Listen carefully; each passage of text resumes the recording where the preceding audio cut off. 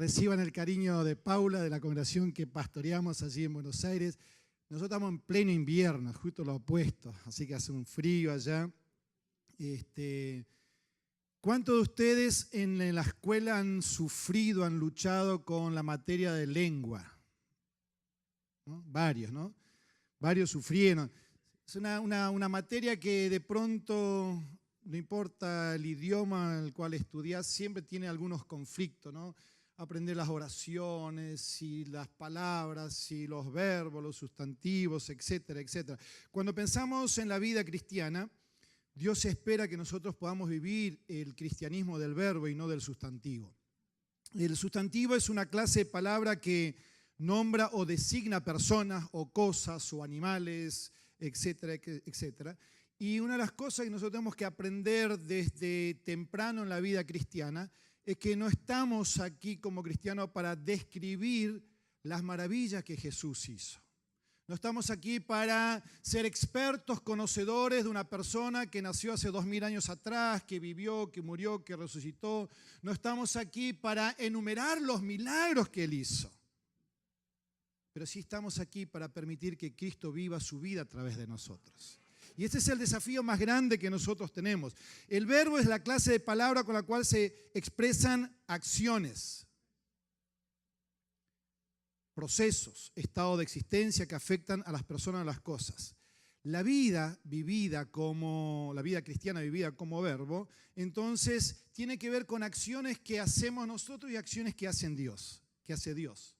Y vamos a tratar de ver en esta mañana, quiero compartirle 3 importantes verbos que van a marcar nuestra vida o que marcan de alguna manera nuestra vida. Marcos capítulo 3, versículos 13 al 15, es un pasaje muy conocido.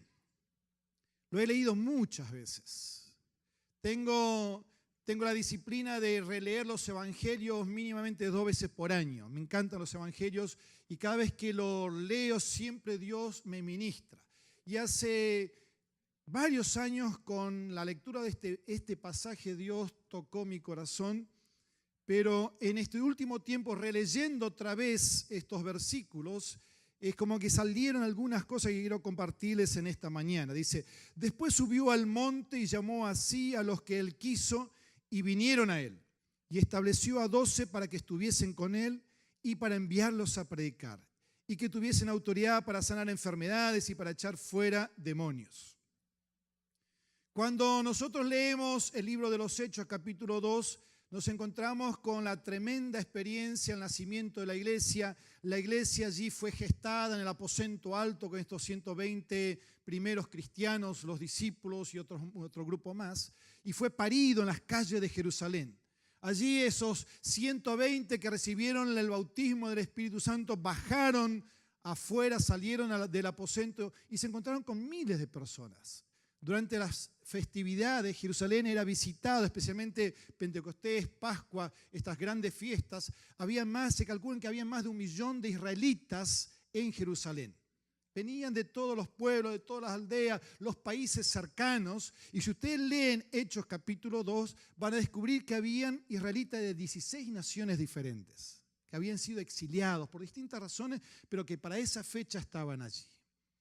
Entonces, cuando ellos se enteran de lo que estaba sucediendo en ese aposento, se acercaron y Pedro, los discípulos bajaron y empezaron a explicarle, miren muchachos, esto no es borrachera, esto es la obra del Espíritu. Y Pedro toma el micrófono aquel día y comienza a recordarle a los discípulos, a los oyentes, la palabra profética de Joel, de lo que tendría que acontecer. Y da un tremendo sermón. Ese Pedro que horas antes o semanas antes había negado a Jesús, aquella mañana se pone de pie y da un tremendo mensaje. Y cuando termina su sermón, los discípulos, los israelitas le preguntan, pero Pedro, muchachos, le dice, ¿qué tenemos que hacer para ser salvos? Y Pedro le da una respuesta muy sencilla, que considero que es el paquete de iniciación para todo cristiano. O sea, si yo no tengo estas 3 cosas, todavía no me he iniciado en la vida cristiana. Estoy como que decir una mesa con 2 patas y no con las 3. Dice que Pedro le respondió diciendo en Hechos 2:38, arrepentíos y sed bautizados cada uno de vosotros en el nombre de Jesucristo para perdón de vuestros pecados y recibiréis el don del Espíritu Santo. El primer verbo con el cual nos deberíamos identificar todos si queremos vivir una vida plena cristiana es el verbo llamar. Es Dios el que nos llama. Dios un día sale al encuentro de nosotros. Muchos de nosotros, por ahí cuando empezamos a caminar en la fe, creemos que si estamos donde estamos en esta mañana sentados es por mérito nuestro, no porque yo un día decidí por Jesús, no porque yo un día hice esto. Y cuando nosotros empezamos a analizar las Escrituras, en realidad nosotros simplemente respondemos. El que toma la iniciativa de nuestra salvación es Dios. Ni siquiera puedo enorgullecerme de mi arrepentimiento. Yo un día me arrepentí. No, el yo me arrepentí en realidad es obra del Espíritu también. Dice la palabra que es el Espíritu Santo el que nos convence de pecado, justicia y juicio. Es decir que en la salvación el ser humano no participa absolutamente de nada. Es obra exclusiva de Dios. Dios nos llama y todas las personas, cuando nosotros leemos los evangelios, todos los discípulos que Jesús llamó tuvieron un proceso de conversión al extremo de cambiar sus vidas. Los que eran pescadores dejaron sus barcas, dejaron sus redes, siguieron a Jesús. Los que eran cobradores de impuestos, que eran parte del sistema de corrupción económica de ese país, porque cobraban impuestos de su propia gente para el Imperio Romano, dejaron las mesas y dejaron, ese negocio que les daba mucho dinero y siguieron a Jesús. Las personas que estaban enlistadas para la guerra dejaban la espada y se cambiaban por un mensaje de paz. Es decir, que había una conversión muy profunda en la vida de aquellos que conocieron a Dios, que fueron llamados por Dios. Y la respuesta al llamado de Dios en nosotros nos da la identidad. Pedro dice en su primera carta, nosotros antes éramos enemigos de Dios, antes no éramos pueblo, antes no habíamos alcanzado misericordia, pero ahora somos pueblo, tenemos misericordia, tenemos luz. En pocas palabras o en resumidas palabras, Dios nos transforma en hijos. El nombre más importante que nosotros podemos tener en una sociedad donde valoramos los nombres, ¿no? Fulano de tal, el doctor acá, el licenciado aquí, el magíster por allá. En el ámbito eclesiástico, el apóstol, el profeta, el evangelista, el pastor, etcétera, etcétera. Pero el nombre más importante, del cual nunca deberíamos olvidarnos, es el nombre hijo. Que Dios te considere hijo o hija es lo máximo que nos puede suceder en la vida. Antes no lo éramos, antes éramos parte de la creación de Dios, pero ahora somos hijos. El apóstol Juan, cuando escribe su evangelio, dice allí al principio, todos aquellos que le recibieron a Jesús, Dios le da el derecho de ser llamados hijos e hijas de Dios. Fíjense que Jesús mismo recibió esa declaración cuando estaba allí en las aguas del bautismo en el río Jordán. De pronto dice que los cielos se abrieron. Descendió el Espíritu Santo en forma de paloma y se escuchó una voz que desde los cielos decía, este es mi Hijo amado, con el cual yo estoy muy contento, muy complacido. Y es importante recordarnos que esa declaración Jesús la recibió cuando todavía no había predicado ningún sermón, ni tampoco había hecho ningún milagro. ¿Por qué? Porque en este primer llamado tiene que ver con nuestro ser. Nosotros somos llamados a ser cristianos.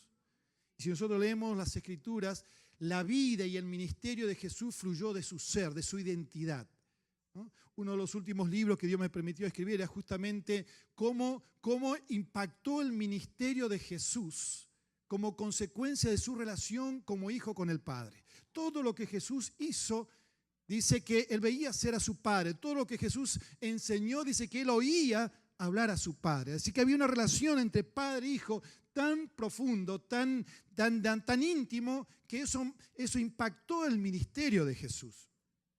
El segundo verbo tiene que ver con el verbo establecer, que aparece aquí en Marcos 3:14. Dice que Jesús había llamado, había escogido a los que él quería y estableció a 12, dice, para que estuviesen con él. Ahora, en este proceso de establecimiento participamos todos. En el primero, en el llamado, es obra exclusiva de Dios. Ser establecido, nosotros tenemos una parte importante. Pedro les dice a estos israelitas, Cuando le preguntaron qué tenemos que hacer para ser salvos, primero dice usted tiene que arrepentirse. Es decir, que tienen que pasar por el proceso de conversión, de nuevo nacimiento. La segunda cosa importante, le dice Pedro, usted tiene que ser bautizados. Es decir, que el bautismo es el resultado de un proceso de discipulado. Hay personas, yo recuerdo hace algunos años atrás había convertido un muchacho en una de las congregaciones que nosotros pastoreábamos, un hombre que tenía una peluquería y era la mejor peluquería del pueblo. Ganaba mucho dinero. Se convirtió, me acuerdo que fui a su local, le presenté el evangelio, aceptó a Jesús y el domingo siguiente trajo los diezmos. ¿Qué pastor no quiere un creyente así, no? O sea, 3 días convertido, ya empezó a traer los diezmos. Pero tardó 1 año en entender el tema del bautismo. No lo podía. Era tan fuerte la tradición católica que traía adentro el bautismo de infante, de identificarse con Jesús a través del bautismo, que le llevó más de 1 año un proceso de discipulado hasta que un día él pudo entender. Entonces, si yo no me quiero identificar a través del bautismo de inmersión con Jesús, es posible que soy parte de un pobre discipulado. O sea, no fui discipulado, no quise ser discipulado, no entendí la responsabilidad que conlleva el evangelio. Ahora, si Jesús, siendo perfecto, él se identificó con la escuela que Juan el Bautista había comenzado allí en Israel a través del bautismo de las aguas, y él no necesitaba. Es más, Juan le dice, vos tenés que bautizarme a mí, y sin embargo vos venís para que yo te bautice. Y Jesús le dice, vos seguí adelante con la tarea porque esto es obra de Dios, es voluntad de Dios. Así que yo quiero identificarme, dice Jesús, con el bautismo porque esa va a ser la señal del pueblo de Dios, de este movimiento que estoy levantando. En el Antiguo Testamento la señal era la circuncisión. A partir del Nuevo Testamento la señal de los que pertenecemos al pueblo de Dios es el bautismo a través de las aguas. Ahora, esto tiene que ver con la parte de discipulado. Los discípulos pasaron por un proceso de selección y formación. En un periodo de 42 meses, 3 años y medio, Jesús los entrenó, los desafió, les dio responsabilidad, les envió a hacer ministerio. Cuando regresaban, los evaluaba. Estudiar la Biblia no necesariamente significa que yo he aprendido verdaderamente los conceptos y el corazón del Evangelio. Que yo conozca versículos o pasajes de memoria no significa que yo conozca realmente lo central, lo más importante del Evangelio. ¿Por qué? Porque necesito revelación. Estudiar sin revelación, o sea, estudiar la Biblia sin revelación es muy peligroso. Porque puedo interpretar las Escrituras como a mí se me antoje.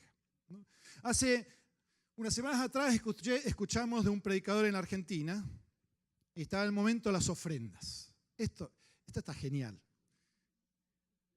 Momento de las ofrendas, dice, que le dice a la congregación, miren hermano, vamos a levantar la ofrenda y Dios no quiere monedas. Dios no quiere monedas porque cuando Jesús estaba con sus discípulos, en un momento le preguntaron, ¿de quién es esta moneda? ¿La cara de quién es la moneda? Y no, del César. Pues dad al César lo que es del César. Así que Dios no quiere monedas. Ahora vamos a la segunda parte. ¿Qué es lo que quiere Dios según este predicador? Dice, abran su billetera, saquen el billete más grande que tienen en su billetera. El billete más grande en la Argentina es de 100 pesos. Y dice, fíjense la cara del prócer que está en el billete. Y la cara del prócer que tenemos en el billete de 100 es Julio Argentino Roca, ¿no? Fue uno de los próceres como acá Washington y esto. Entonces, ¿qué dice Dios? Dios dice que sobre este roca quiero construir mi iglesia.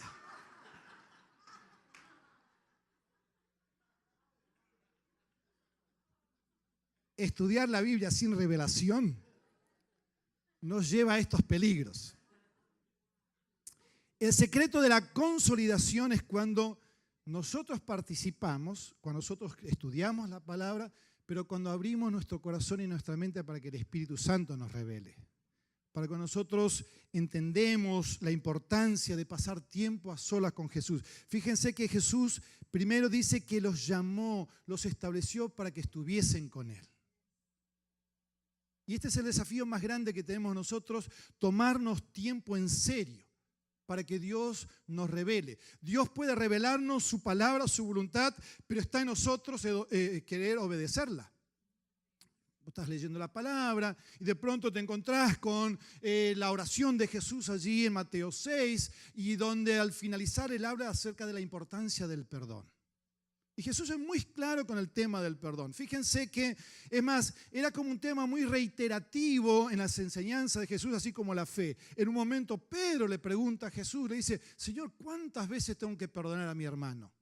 ¿Hasta 7 veces? No, dice Jesús, hasta 70 veces 7. Claro, alguno de nosotros agarra la calculadora y saca rápido la cuenta y dice 490. Las 491 se lo doy de vuelta. Es una forma de interpretar ese pasaje. O la otra es poner 70 veces el número 7 y te da un número infinito.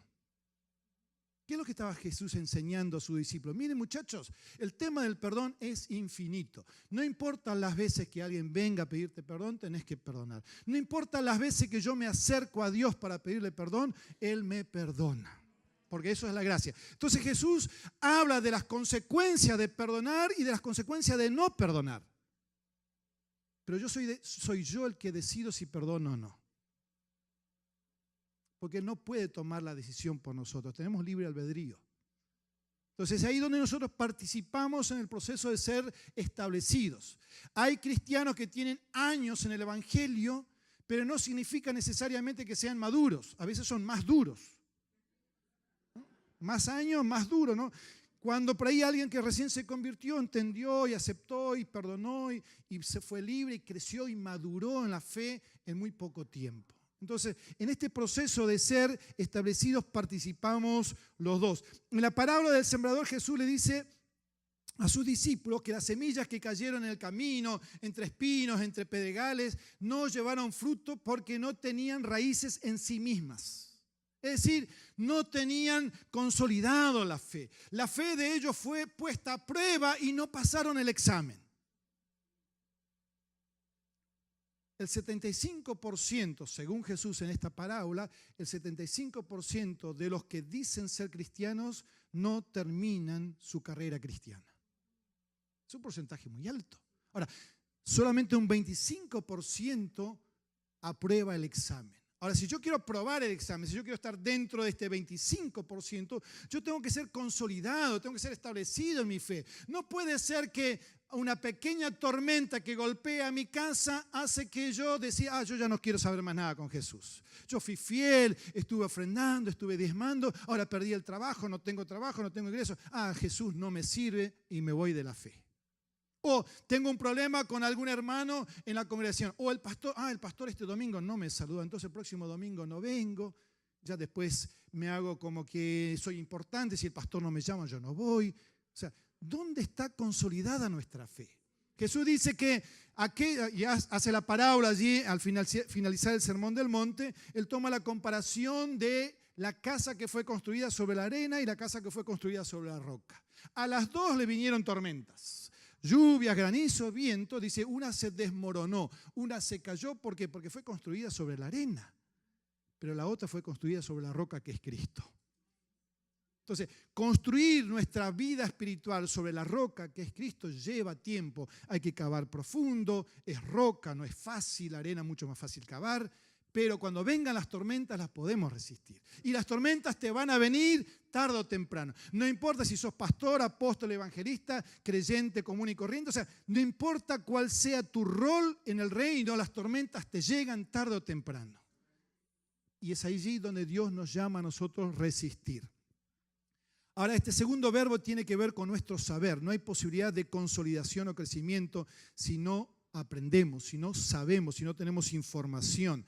Pero depende de nosotros pasar tiempo con Jesús para que esa información no solamente sea conocimiento, sino también sea sabiduría y poner en práctica lo que leemos en la palabra. El tercer verbo tiene que ver con la palabra enviar. Este tercer verbo tiene que ver con lo que nosotros hacemos. La iniciativa, en este caso, la vuelve a tomar Dios.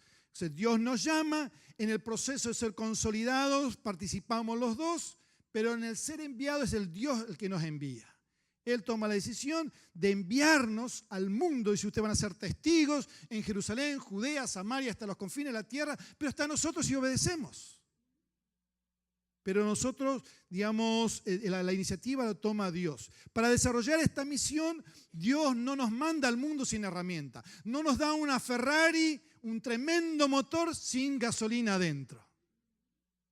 O sea, nos da del poder de su Espíritu Santo. Dios no desea mandarnos al mundo a evangelizar, consolidar y enviar sin darnos su compañía a través de su Espíritu. Pero recibirán poder, les dijo a sus discípulos allí en Hechos 1:8, cuando venga el Espíritu Santo sobre ustedes. Y de hecho Jesús mismo comenzó su ministerio bajo esta misma premisa. Ese día allí en el río Jordán, además de escuchar la voz de los cielos que decía, este es mi Hijo amado, vino el Espíritu Santo y dice Lucas 4, 1 y 2 y 14, que Jesús fue lleno del Espíritu Santo, fue guiado por el Espíritu Santo a ser tentado en el desierto y que cuando pasó la prueba de la tentación, regresó a Galilea en el poder del Espíritu Santo. Y allí comenzó su ministerio, bajo ese poder. Vemos aquí entonces que Jesús experimentó él mismo estos tres verbos. Ahora, en el caso nuestro, si nosotros ya respondemos al llamado de Dios para ser salvos, si nos dejamos procesar por Dios para que consolide nuestra fe, Él también nos va a investir con su poder para que llevemos adelante esa tarea. Y Marcos dice allí, Marcos 3, 14 y 15, que la tarea a la cual Dios nos llama, la tarea que Dios nos llama tiene que ver con tres cosas básicas. Primero, en la enseñanza. Dice, los llamó para que vayan a predicar, es decir, enseñar. Si ustedes leen los evangelios van a descubrir que Jesús usó la enseñanza como una de las herramientas más importantes para desarrollar todo su movimiento. Él usó la mayor cantidad de horas para enseñar, para capacitar a su gente, porque él sabía que tenía 3 años y medio para revolucionar la mente de estos muchachos, porque después él se iba a ir y no tenía plan B. Si los discípulos fallaban, nosotros no estaríamos en esta mañana aquí. Él no tenía plan B. Por eso invirtió esos 3 años y medio en enseñarle. Fue maestro por sobre todas las cosas. Él utilizó la enseñanza para moldear los ideales. Les vendió un sueño a estos muchachos. Pero les consolidó, les dio la información. Una y otra vez le reiteró lecciones. Marcos 10:1 dice, de nuevo les enseñaba como solía. Así que la iglesia que no toma la enseñanza como uno de los pilares no tiene posibilidad de sobrevivir en el tiempo. Los avivamientos que no están fundamentados con la enseñanza, que no van acompañados con la enseñanza, son fuegos artificiales que se prenden y con el tiempo se apagan. Necesitamos acompañar con la consolidación a través de la enseñanza de la palabra. La segunda acción que tenemos que tener nosotros es la sanidad, orar por los que están enfermos. Dice, los capacitó, les llenó con el Espíritu Santo, ¿para qué? Para predicar, para sanar. Fíjense que la palabra griega para sanar o salvar es la misma. Simplemente el contexto da el significado. Cuando vos lees en el original, sanar y salvar, se usa la misma palabra. Pero el contexto da el significado. Y Jesús sanó a muchos. En Marcos 1, 32 y 34 dice allí, a la caída de la tarde después de la puesta del sol le trajeron todos los que estaban enfermos y endemoniados y sanó a muchos que estaban enfermos de diversas enfermedades. Lucas 5, 17 dice, el poder del Señor estaba con él para sanar. Es decir, que el ministerio de la sanidad no es una opción de la iglesia. Nosotros no tenemos la opción, ¿lo hago o no lo hago? Si quiero ser lo que Jesús espera que yo sea, tengo que orar por los enfermos. Hace muchos años me saqué la culpa de encima, porque ese es el problema, la pregunta que muchas veces el enemigo nos hace. Si yo oro por un enfermo, ¿qué pasa si no se sana? Y muchas veces nosotros creemos que nuestro nombre está en juego. ¿Qué pasa si yo voy al hospital y oro por alguien? ¿Qué pasa si yo oro por mi compañero en el trabajo que me manifestó que tiene una dolencia? ¿Qué pasa si no se sana? Entonces, ¿qué voy a quedar mal parado yo?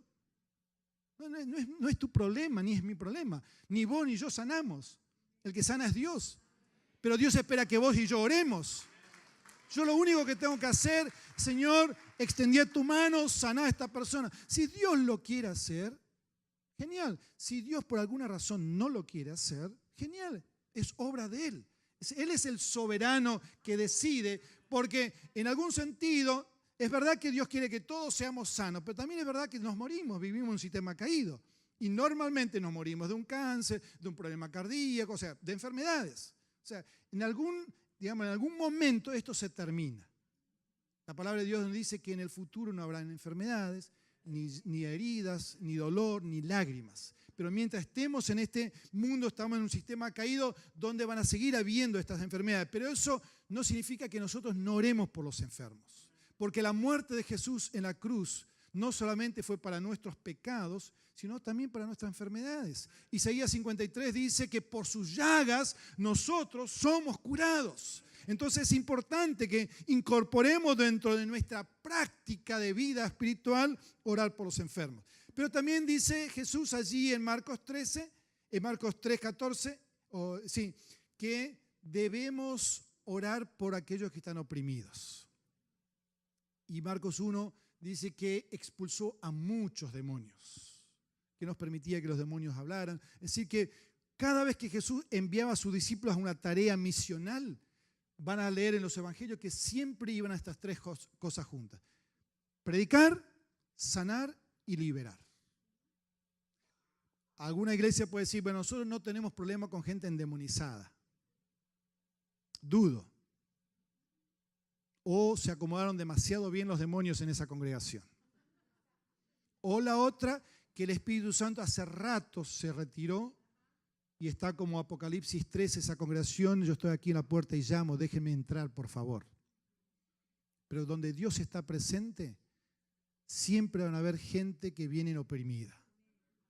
Y si vos querés tener experiencia de liberación, empezá a orar en tu trabajo, con tus compañeros, acerca de este ministerio y te vas a dar cuenta cuán rápido se manifiestan. Están allí. Simplemente nosotros, lo que pasa es que vivimos en una cultura donde creemos que estas cuestiones demoníacas están en el África, están allá en algún otro país del tercer mundo, pero en nuestros primeros países esto ya no ocurre. Ocurren, y mucho más de lo que nosotros pensamos. Jesús dice, liberó a muchos, sin importar si estás endemonizado, oprimido o atado. Cuando llegás a Jesús tenés la posibilidad de ser libre. Somos llamados a ser testigos de Jesús en Jerusalén, Judea, hasta los confines de la tierra. Pero no estamos llamados a hacerlo solos. Hace algunos años atrás yo me encontraba trabajando en una revista que está editada para América Latina, y en un momento yo ya venía trabajando en mi corazón con este tema de un avivamiento, orar por un avivamiento, y yo me preguntaba, pero Señor, si sucede un avivamiento, si la iglesia empieza a crecer, ¿cómo hacemos? ¿Cómo hacemos para atender a tanta gente? Y Dios me hizo recordar un pasaje de Moisés allí en Números capítulo 11. Después léanlo en su casa, Números 11, casi todo el capítulo. En un momento Moisés se acercó al Señor y le dijo, ¿por qué me has tratado tan mal? Palabras literales allí en Números 11:11. Dice, ¿por qué me has tratado tan mal? ¿Por qué no he hallado gracia ante tus ojos para que me hayas puesto la carga de todo este pueblo sobre mí? O sea, hoy día los pastores, los líderes, decimos que si tenemos una iglesia muy grande, entonces hemos hallado mucha gracia. Moisés tenía la lectura al revés. Dice, ¿por qué no he hallado gracia y me diste un pueblo tan grande? O sea, tenía 1 millón de judíos para conducir a la tierra prometida. Y llegó un momento que estaba cansado, estaba harto. Estaba muy cansado. ¿Acaso concebí yo a este pueblo?, le dice. ¿Fui yo quien le dio luz para que tú me dijeras, llévalo en tu seno? Claro, cuando él se descarga, el Señor le dio una estrategia a Moisés, y que es la estrategia que sucede después en Hechos capítulo 2. Dice, yo voy a tomar del espíritu que he puesto sobre vos y voy a poner sobre 70, y estas 70 personas van a llevar la carga de todo el pueblo, con sabiduría, con consejería, con liberación, con todo esto. Entonces, Dios nos llama a nosotros, nos establece y nos envía con su Espíritu Santo. La pregunta es que nosotros tenemos que hacernos, ¿vamos a permitir que los pastores Joshua y Paula lleven la carga solos? ¿Podrán ellos cambiar a City Line? ¿Podrán impactar esta ciudad ellos solos? ¿Podrán ellos llevar el peso de una congregación que va creciendo con los problemas que conlleva una congregación que crece? ¿O nos sumaremos a lo que Dios está haciendo? Hace unos domingos atrás Nosotros estamos en este momento afectando a unas 300 personas en Ballester y unas 200 personas más con iglesias satélites que tenemos. Pero tenemos un auditorio más pequeño, tenemos un auditorio que es lleno, 200 personas. Entonces hicimos una prueba profética, les conté a la congregación al final, pero ¿cómo podemos impactar a multitudes? Si supongamos que de pronto te entregan 100 personas nuevas y vos haces un llamado al altar y Paula y Joshua tienen que orar por las 100 personas. Ustedes ya están comiendo los tallarines, ya se están yendo a la playa y ellos van a seguir orando acá. O sea, no podemos concebir el crecimiento, digamos, un movimiento que se multiplique y crezca pensando que 2 personas o 3 o a lo sumo con los líderes puedan llevar esa carga adelante.